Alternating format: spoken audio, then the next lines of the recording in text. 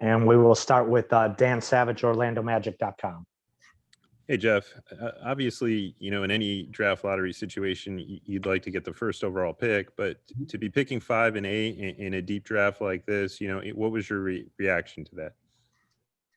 Well, I think you said it. I mean, obviously, you go through a long season and it's been a grind, and you hope to cash in those chips at the end. But that's the nature of this stuff, man. It's like I've always said that it's not a calculated risk. It's just a risk. It's just kind of dumb luck. And you obviously want to win the lottery and come away with the number 1 pick. But I do think that there were 2 shots for us to get lucky tonight, and we did get lucky on the other one, which is we walked away with 2 top 8 picks. So honestly, I look at it now as we have a lot of work to do, and we get to put a finer point on the work. So we've kind of been looking just to put this day behind us and really like drill down on the 2 picks that we have now, knowing that we have 2 top 10 picks. So that part of it's very exciting.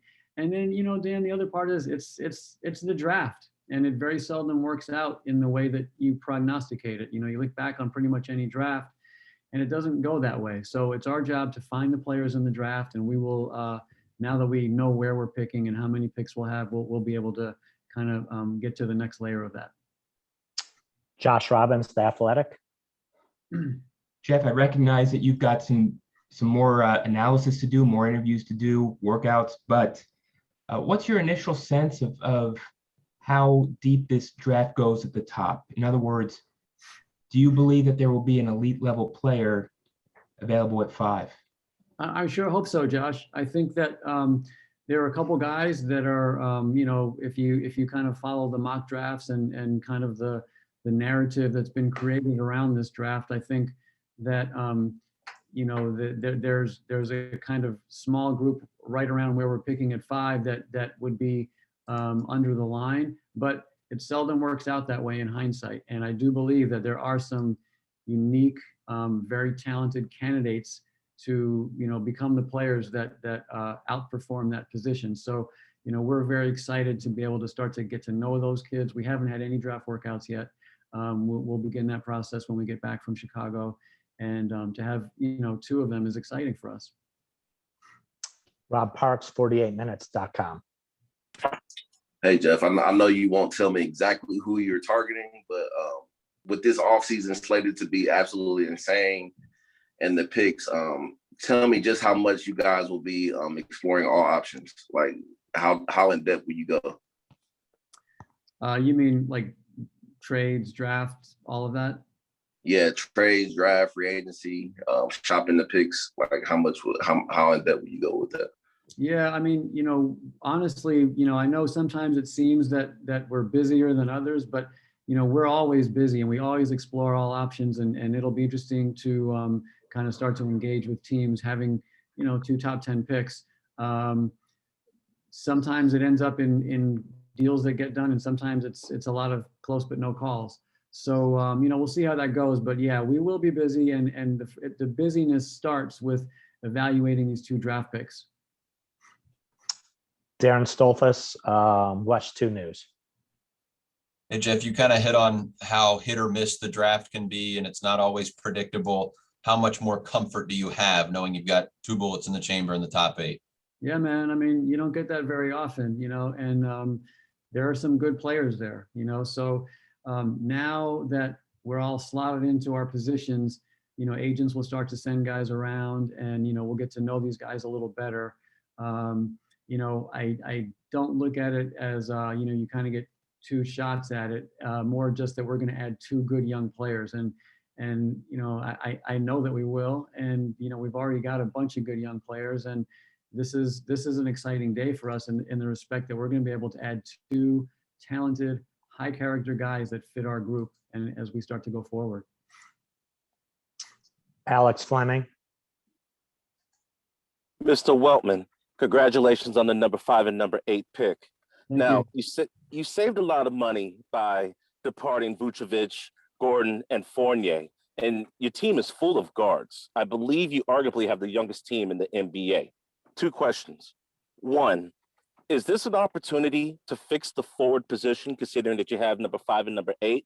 And number 2, since you saved money on the books, is this an opportunity to get a big name free agent?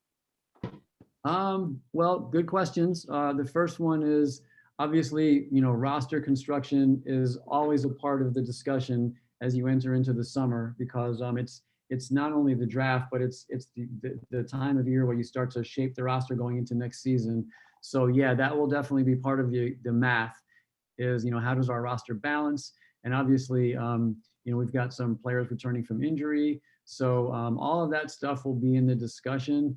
That said, we always say the draft is about picking the best possible players. So, those are always like the tough questions that you have to answer as you get nearer to your decision and get to know the kids. And if you kind of fall in love with a guy that doesn't make sense, and some of that could tie into, conversations with other teams. And, it's tough to pull out one thread of that. It's all kind of in the mix, as to the other part, I don't know right now if we're that team. Obviously we're in a rebuilding mode, and a lot of the kind of big name, free agents are looking to, jump on teams that are kind of like set more to be deep playoff run teams. So, I think we'll kind of be looking to grow this team the right way, as we've always said, and obviously free agency will be a part of our summer, but I'm not sure that we're the team right now that attracts those kind of home run free agents at this point. And the other thing is, a lot of the player movement in the NBA today is not really revolving around free agency. When those players feel like it's time for them to change scenery, more often than not these days, that's happening through trades than free agency. And it's the teams that can acquire a lot of assets and keep flexible with your cap that can position themselves to make those trades. So, I'm not sure the timing is that we push those chips to the middle of the table right now, but obviously when I say explore all options, we will be, talking to every team and seeing what's out there. James Hill, Black News Channel. Hey, Jeff, when you look at this particular draft, is it about selecting the two best players, or would you consider packaging those two picks and moving up? Or do you want to look at the positions? How do you look at it in terms of getting better? Well, there's one part of that question that we control, which is, do you pick the best player or do you pick positions? And obviously you go into any draft with the idea that you're going to pick the best player, but it depends, how your team is lining up and in relation to like the differences that you project in the outcome of the players. So that's kind of like stuff that we'll have to get to know as we bring players in and have a better understanding of who they are. All the other stuff is dependent upon other teams as well. So now that we're all kind of locked into these spots, I think the league will start to get busy. A lot of calls will be made. As a matter of fact, even we're all here in Chicago for another several days, and I'm sure there'll be a lot of chatting in the gym. And we'll start to understand how teams view our players and our picks, and kind of, put all that stuff up on the board and figure out our next move. All right, thanks. Good luck. Okay. Thank you so much. Keith Smith, Yahoo Sports. Hey, Jeff, you had mentioned a couple answers ago about how teams aren't always built through free agency. Do you see this year, there's only a limited amount of teams expected to have cap space. It's not one of those bonanza free agent classes. Do you see this potentially being a very active trade market this offseason, and how might you guys be involved in that? I never know how to predict that. I don't really know how to predict that. I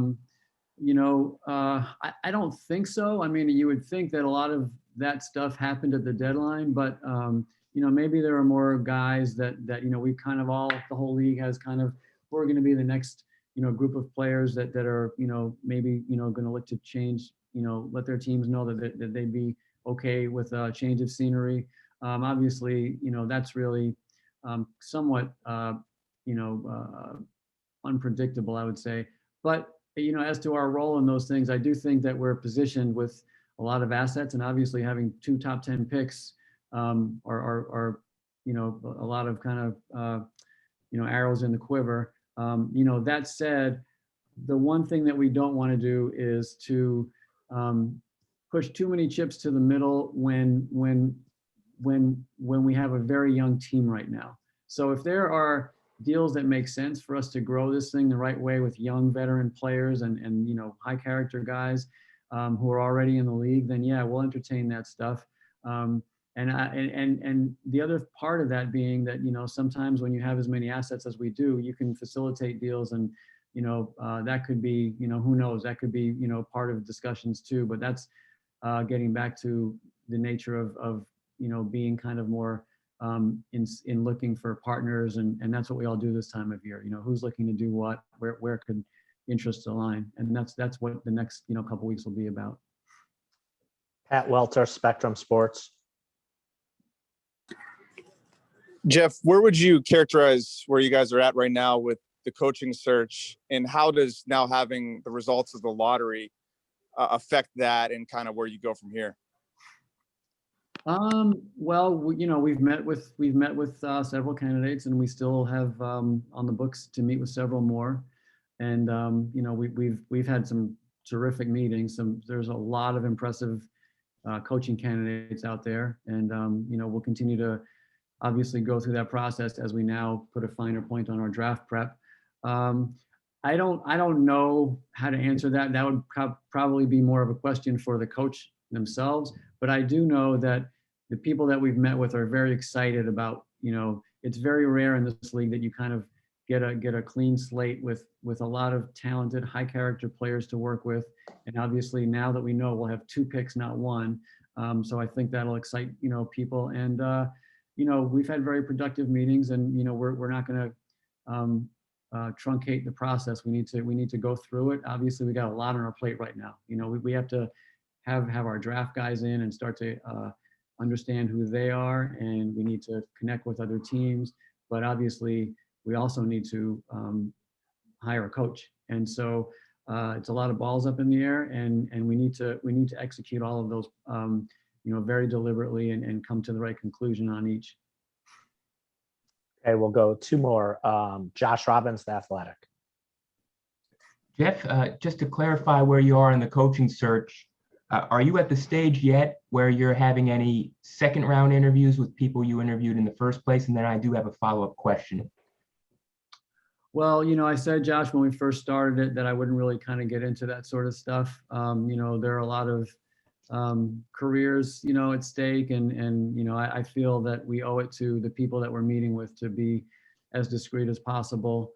So I don't really like to comment on that sort of stuff, but I can just tell you that we've had, several, very productive, in our minds, exciting meetings. And, we'll continue to, look at some of the candidates that we had originally identified, and, kind of catch our breath after that and figure out where we go. And as for my hard-edged follow-up, please. I know every draft is different, but in your experience, how tough is it to package multiple picks in order to move up in a draft? You said it. Every draft is different. I think that our picks are valuable. I think that, there is a little, kind of, murkiness as far as, different teams, different needs, kind of around, the places where our picks fall. And I definitely believe that we will be getting calls on, one or both. I don't know if that means that teams are going to try to package picks below us to move up, or if teams are going to be calling from above to move down for both picks. That stuff all remains to be seen. And as I said, we have to explore all those options, and kind of, I think part of that, could evolve, Josh, so that the answer to that question could be very different in 2 weeks once these players start to visit teams and guys start to emerge as wow, we didn't know this guy could do that. And all of a sudden, the list of players that you have above the line expands, so we have to go through the process to answer those questions. Okay, final question goes to Dan Savage, OrlandoMagic.com. Jeff, you touched on this a little bit, but Chicago in its own right is a busy enough week. But when you have the head coaching search on top of that, 2 top 10 picks, just how challenging is it to do that balancing act and go through and digest all that information? Yeah, I mean, you're right. Chicago is typically the most intense week of the year, and I would say this year it's even more so for us, now that, but I will say it's good to know that we have 2 picks. It's good to know where we're picking, and now we can kind of like really talk in less generalities and more specifics as we kind of talk to teams and talk to agents. So that part of it is good to know. But man, on the heels of the season that, the kind of COVID season and everything that brought with it, to walk right into Chicago and have to, identify our next coach and deal with the draft, it's been a lot of work. And fortunately for us, we got a lot of good workers and a lot of smart people. And, we've got a lot of information to process in the next month. All right, Jeff, thank you for your time. Thank you, everyone. Thanks, guys.